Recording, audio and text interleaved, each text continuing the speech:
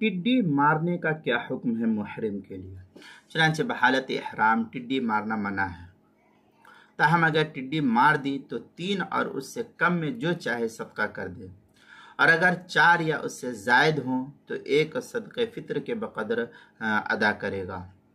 چنانچہ غنیۃ الناسک میں وَيَنبَغِي أَن يَكُونَ الْجَرَادُ كَالْقُمَّلِ فَفِي الصَّلَاةِ وَمَا دُونَهَا تَصَدَّقَ بِمَا شَاءَ۔ غنیۃ الناسک صفحہ 290۔ اسی کا مثل عبارت تبیین الحقائق جو زکریا بک ٹی دیوبند کا ہندی نسخہ اس کی دوسری جلد صفحہ 383 پر اس کو نقل کیا ہے۔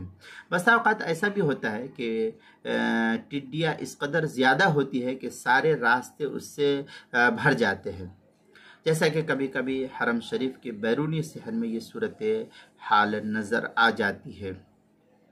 تو ایسی حالت میں اگر ٹڈیاں پیروں سے کچل جائے یا روند جائے تو خواہ کتنی بھی ہو ان میں کوئی جزا لازم نہیں ہے، پھر بھی احتیاط کے ساتھ چلنا تاکہ کوئی ٹڈی مرنے نہ پائے، یہی بہتر عمل شمار کیا گیا ہے۔ چنانچہ غنیۃ الناسک کے اندر ہے وَلَوْ وَطِيَ جَرَادًا عامدًا او جاہلا فعلیہ الجزاء الا ان یکون کثیرا قد سد الطریق فلا یضمن۔ یہ کیا نام ہے، غنیۃ الناسک صفحہ 290، البحر الرائق جلد نمبر 3 صفحہ نمبر 35 پر اس کو نقل کیا ہے۔